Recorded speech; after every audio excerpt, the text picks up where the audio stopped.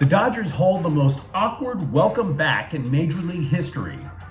Archaeologists have unearthed P.J. Tucker from a frozen block of ice at the end of the Clippers bench, and the Chargers are willing to deal both of their top wide receivers. Good morning. I'm James. This is your daily dose of sports and snark for the greatest sports city in the world, Los Angeles. This is the faithful Angelenos Morning Report. So it is March 11, 2024. Today I am still in St. Loser misery, but I'll be heading home later tonight. Totally looking forward to seeing my wife.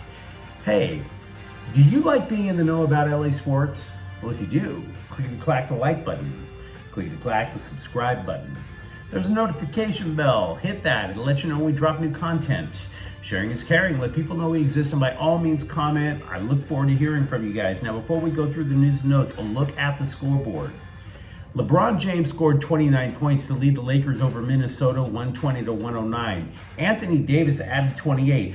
But, matter of fact, Davis became the first player in NBA history in a game with more than 25 points, 25 rebounds, 5 steals, and 5 assists. Absolutely magnificent performance. The Lakers improved to 6 games over 500. By the way, that is the first time that the Lakers have been 6 games over 500 since before they traded for Russell Westbrook. They are also 2 games behind Phoenix to escape the so-called play-in tournament. Norman Powell led with 26 points off the bench as Milwaukee, however, knocked off the Clippers 124-117. Kawhi Leonard and Paul George both sat out. We'll talk more about that in a moment. Galaxy 2, Nashville 2. The Galaxy rallied from 2 goals down in Tennessee. Dejan Joveljic scored his 3rd goal in as many games. Ricky Puig also scored, but the Galaxy have a flaw. They have missed 2 penalty kicks. Had they converted both of them, they would be the team that's in first place in MLS's Western Conference. Meanwhile, today, the New York Islanders are at the Kings. That's at 7:30. Now, I have a lot of news about the current Dodgers team to get to. But come on. You had a former Dodger accused of sexual assault making his return to Camelback Ranch.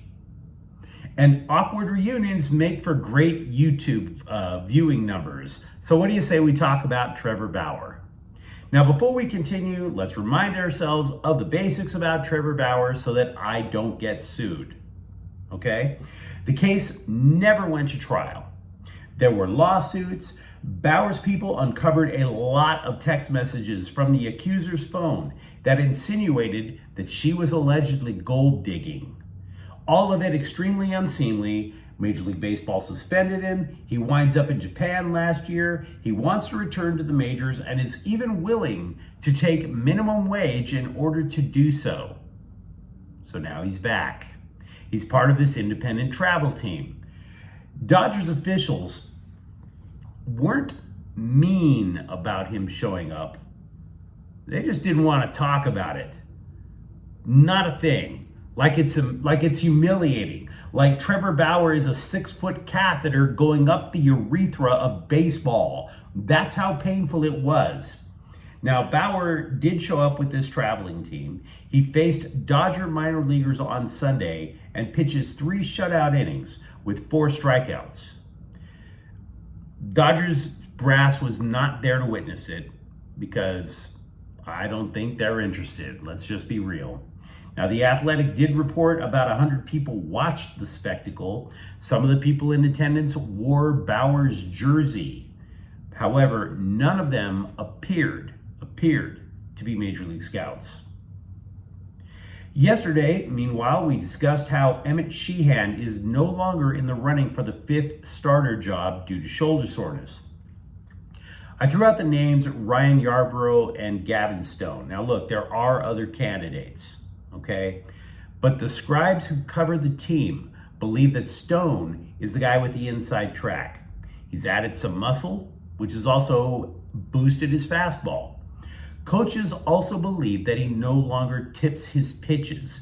Apparently, opposing hitters knew the changeup was coming because when Stone would try to grip the ball, he would wiggle his arm while he was fiddling in the mitt. That was the tell.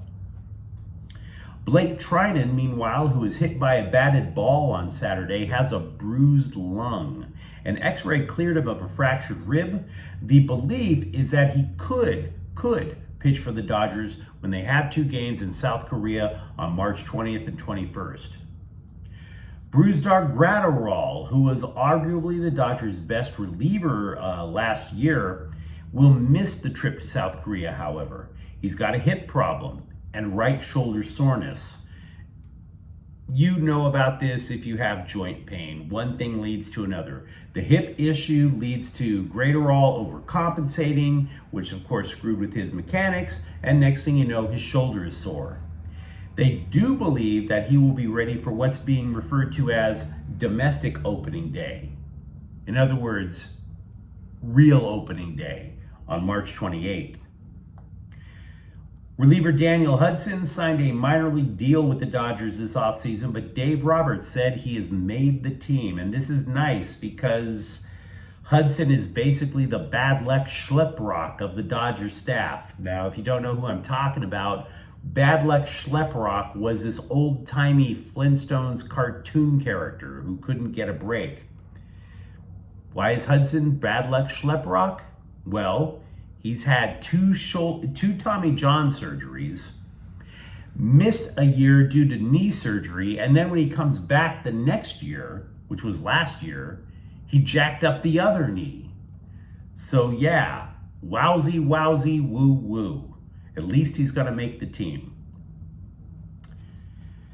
People close to free agent pitcher Blake Snell says he has a strong preference to pitch on the West Coast, but not for the Dodgers. To which I would say, I guess you don't have a strong preference to get to the World Series. But I have to add a little something about Blake Snell, who last year pitched for the Slime Diego Padres. You're a Scott Boras client. The Dodgers don't want you either. So there's that.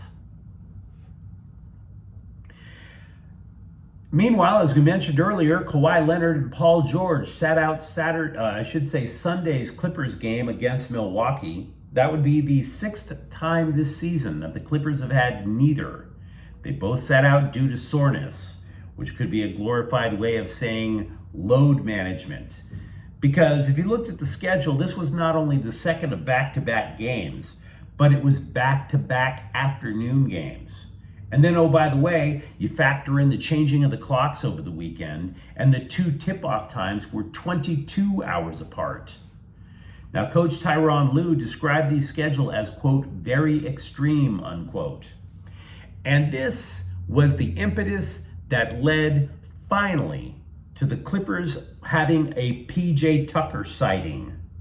Oh, the 18-year veteran and former NBA champion PJ Tucker actually played a basketball game for the first time since November. Now, it wasn't easy to make this come about because Ty Lue had to search long and hard for the guy he banished to the end of the bench. More than a search, actually. It was like a quest. You know, there's Ty Lue exploring the coral reef of Tuamotu Archipelago on the way to the humble Machu Picchu mountain range of the Incan Empire of Peru. Oh, so much exploring. Ty Lue was literally wearing the brown fedora and carrying a bullwhip, all in search of an emergency starter at forward. And then finally, Lue unearthed Tucker with a team of archaeologists and just pointed him to center court. Lovely story. Absolutely lovely. Finally, PJ Tucker gets to play. Not only that, he scored 7 points, as a matter of fact. And I bring all this up to you because it's not that I have a problem with the Clippers or Tyronn Lue. But I have a hard time empathizing with this very extreme schedule when you have a physically sound and willing 18-year veteran sitting at the end of the bench for 4 months. How extreme do things have to be in order for PJ Tucker to play in another basketball game? Does everybody on the Clippers have to get scurvy? Does everybody have to suffer from positive Throckmorton, for Pete's sakes? Now look, Lou was at least level-headed enough about the scheduling issue, saying that it's going to come to an end soon, because it is. The Clippers will finish playing at Crypto.com Arena, and next year they play at their own arena, the Intuit Dome. But you shouldn't let PJ Tucker sit on the bench that long, dude. That's craziness. Sports Illustrated reports that the Chargers have had exploratory talks about trading Mike Williams and/or Keenan Allen. Yeah, the report said possibly both. Now, I'm skeptical of either of them getting traded, to be honest. It is most definitely true that as a result of their terrible running game, the Bolts had to rely a lot more on passing. But how much value do either receiver have in a trade? Yeah, they have their reputations. I get that. But for example, Keenan Allen said that if he doesn't return to the Bolts, he might just retire. He's leaning toward it if he doesn't return to the Bolts. If I'm the trading partner, that lowers Allen's value. Why would I give the Chargers a massive return for a guy who might just say to hell with it and retire? Why would I do that? Williams, meanwhile, only played in 3 games last year. Why would I go break the bank and hand everything over to the Chargers for a guy that only played 3 games? And I have to add something. Trading Khalil Mack or Joey Bosa, which we discussed yesterday, that's dealing from a position of strength if you're the Chargers, because Tuli Tuipulotu is there to step in for whichever edge rusher gets dealt, right? Does anybody feel the same way about last year's first-round draft choice, Quentin Johnston? Does anybody believe he's ready to step in for either Williams or Allen? Because I don't.